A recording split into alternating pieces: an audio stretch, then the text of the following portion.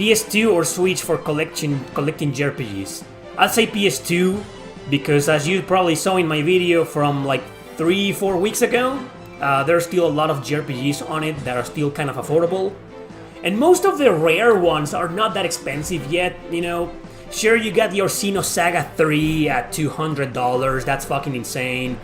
You got, I don't know, Steamboat Chronicles for $150, you know. There's just a very specific bunch PS2 JRPGs, you know, that are still like $100 and something, you know.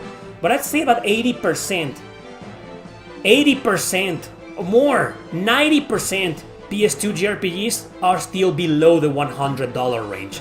So, yeah. Whereas the Switch, okay, most of them are fucking 40, and they never drop, you know. But my problem with the Switch is that there's barely anything exclusive except for first-party games like Xenoblade, Fire Emblem, Mario, you know. And my second problem is that, well, all of the games, the Switch version is the worst version. It's usually, there are some exceptions, you know, but it's usually, the Switch version is usually the worst fucking version in terms of performance, quality, content even, sometimes, you know. And nowadays, apparently, censorship. Death and Request, you know, and the upcoming game, it's gonna be censored on Switch and not on PS5 or PS4, which is fucking weird, you know. So yeah, PS2 all the way, man. I think retro became like indie. Okay, it lost a bit of its meaning when people make new games like retro ones, the same way as popular million-seller bands made songs like indie artists. And that was a problem. When it comes to the term indie, that's another word that nobody understands. There's no true objective meaning to it, you know, everybody has a different meaning of that. To me, indie means two things, you know. When it comes to music, when it comes to art, entertainment, it's pretty much something done independently. You didn't have a big studio or a renowned studio or something backing you up, you know. So it's indie. You did it with your own resources. Hell, even games like Bloodstained or Eiyuden Chronicle, they were planned independently, but they weren't developed independently because millions of people, I mean, they got millions of dollars, right? A lot of people backed them up. But some of them are still kind of indies. That's, man, it's just, that term, like you say, it's been lost, kind of like distorted, you know? So it's kind of hard to say, hey, so it's anything with a Kickstarter, is it indie? It's being backed by people. People are paying for it, so it's not being done independently. Independently, it's something you just, like my books, for example. I pay for everything. Nobody paid me. You know, I pay the fucking artist who drew the cover. You know, I wrote the book. I paid for the rights, for the copyright. I paid for the printing rights. I paid for everything, so I'm an independent author, right? But what about something like the developers of Eiyuden Chronicle or Bloodstained? All of those fucking games, you know, like, are they really indies when they have a lot of people paying for it? They're using that money, you know? That's when I don't know, man. And I've covered indie RPGs before and called them indies when I knew for a fact they were created thanks to a Kickstarter or Indiegogo or something. Hell, the name is there, Indiegogo, you know? So that's when I don't understand, like, man, is this really indie or not? I don't know. When it comes to music, indie was created as a term during the 80s for the same purposes. Bands that weren't signed to major labels, you know, they were signed to small labels or they weren't signed at all and they just published everything independently. But then it became its own music genre. And what is that? It's kind of like Sonic Youth, you know, that's the music is alternative rock, but not that heavy, not really leaning to metal, not really leaning to pop music, you know, it's kind of like in the middle, but it's not too heavy, because then grunge came out, and that's a conversation for another time. It's complicated. What is your top 5 JRPG love stories? Odin Sphere? I mean, 4 of the 5 main characters are basically a couple, you know? You got 2 couples in there. And really well developed romance in there. I think Odin Sphere will probably be my top 1 or 2, you know? Chrono Cross, I could say Chrono Cross, but it isn't 100% a love story. It's more about, you know, partnership and friendship between Keith and Serge. There are hints, you know, throughout the game, but at the same time, not really. I can't explain much more than that because to avoid spoilers, but let's leave it at that. I mean, it's a good love story, but... and it hits hard once you see the ending, but leave it at that. And there's a lot. It's actually rare to find a JRPG with no love story in the middle, you know. Please don't say Final Fantasy VIII.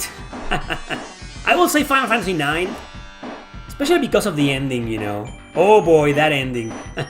Final Fantasy IX. Anyway, what else? Dude, there's gotta be more. How about Valkyrie Profile? The first one. The second one, not so much. Like, there was something building between Rufus and Alicia, but then not really. But the first one, and it's crystal clear, Lenneth and Lucian are a couple, right? And then if you get the true ending, I'm not gonna spoil, but there you go. That's a really... it's not one of the best love stories in a JRPG, but it's pretty cool, you know? How it was handled in a mature way. Valkyrie Profile, definitely a great love story. Can I say Trails of Cold Steel? You can romance all the girls in there. But you know what I like? I really like the romance between Rin, Schwarzer, and Laura. It's just the perfect romance. It makes perfect fucking sense. Obviously, a lot of you have differences of opinion, have your own waifus, your own favorite girls to marry, to bond Rin with, you know. But it's just Rin and Laura. It's a perfect couple, man. They have everything in common. It's just, come on. And once during Cold Steel 3 and 4, they kind of give you this mom and dad feel. I don't fucking know. I'm weird. I know I'm fucking weird, but I don't know. I have a soft spot for that couple, you know. I needed to bring it up. But it's not really a love story because you can just romance with everybody in there, you know. It's just... it can't really count as a love story unless you make it a love story, you know. Because you can beat those games without romancing anybody, you know. So there's no predetermined love story. Well, there's this bizarre love triangle in Tales of Legendia between Senel, Shirley, and Chloe. I don't know if that counts. Probably not. Because it's, I mean, I'm not gonna spoil the ending, but it's like, no. Oh man. So if I had to choose one more, Knights of Azure. Estelle and Joshua from Trails in the Sky. I mean, the whole trilogy, half of the plot is that. The romance between the two and how they come to love each other and realize they're in love with each other, and then, you know, yeah, why didn't I think of that before? Trails in the Sky, that's a great love story. Good question, man. That's my top 5 love stories in JRPGs. My favorite Suikoden II party? Good question. Obviously, the protagonist needs to be there, so I only have 5 party members to choose. I've beaten that game 3 times, and Sierra, she's my favorite character in the game. Sierra, Lady Sierra. She was there, my final party, all 3 times, you know.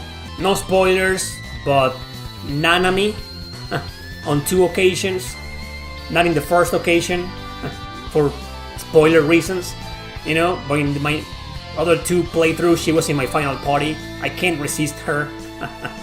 She's a stupid, annoying character that little by little grows on you. And I love the combo she has with the main character, you know, it's pretty useful. Once you run out of magic in the final boss, I mean, that's all you got. The combo between these 2 guys, you know. If you train them well and you have their weapons maxed out or really high level, you know, in the blacksmith, they do a lot of damage with the combo. So, Nanami. And for the other 2, for the other party members in there, I usually switch a little bit. I've gotten Pesmerga, which is fucking great fucking character, Pesmerga. George, one of the main characters of Suikoden 5. He's in Suikoden 2, he's a recruitable character. He gets no story though, but you can recruit the guy. And he's a powerhouse as well. I think the first time I beat the game was... wait. Victor and Flick, aren't they like forced into your party? Oh, is that in the first game? Oh my god. There's on either Suikoden 1 or 2, Flick and Victor are forced into your party, right? Which is it? I don't remember. But anyway, what was the mage? The traveling dancer, Rina? Was it Rina? Great fucking mage. She was in my final party on my first playthrough. She wasn't anymore in the others, you know, but in my first playthrough, she was there. Very useful character, Rina. Victor and Flick are in Suikoden 1. They're also in Suikoden 2. But they are forced into your party on Suikoden 1. Okay, so not in the second one, right? I think in one of my 3 playthroughs of Suikoden 2, Victor and Flick were in my final party, you know. Oh, the dog, Shiro. I don't think Shiro was in the last time I beat the game, but in the first 2 playthroughs of Suikoden 2, Shiro was in the fucking wolf, you know. Great character. If you equip Shiro with the double rune that attacks twice, and he's a critical master, man. Ooh, dude, great character. Yeah, so that's usually my final party, you know, in Suikoden 2. Something between those characters that I just mentioned, you know. Stellar Blade is going to be released on Steam in June.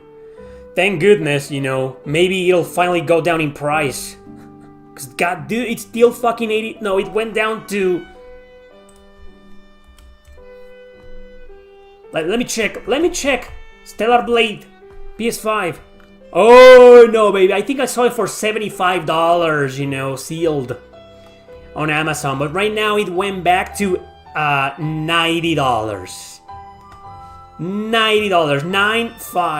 $90. Great. Yeah. No, really, I'm happy it's coming to Steam because that's gonna make the PS5 version go down in price. And I'd rather own that. I know how to get by around the censorship. Play it offline. Because as soon as you insert the disc, it's probably gonna update. So turn your modem or Wi-Fi off, and then you can play Stellar Blade on PS5 with no censorship whatsoever. So that's what I'm gonna do. But I want the PS5 version because I'm a video game collector and I'd rather own a physical version of something other than a digital one, you know? But yeah, it's great news that it's finally coming to Steam, but it finally has a date. We already knew it was coming to Steam. Someone revealed that. They revealed that last year, you know?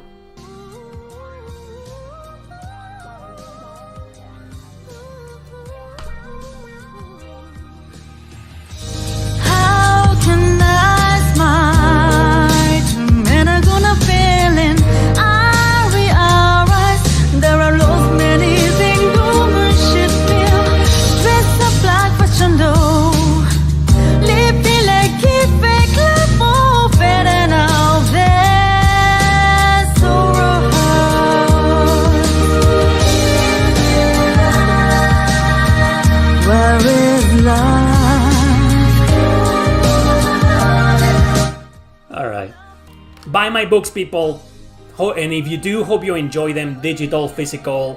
They're all great, and they're all very different.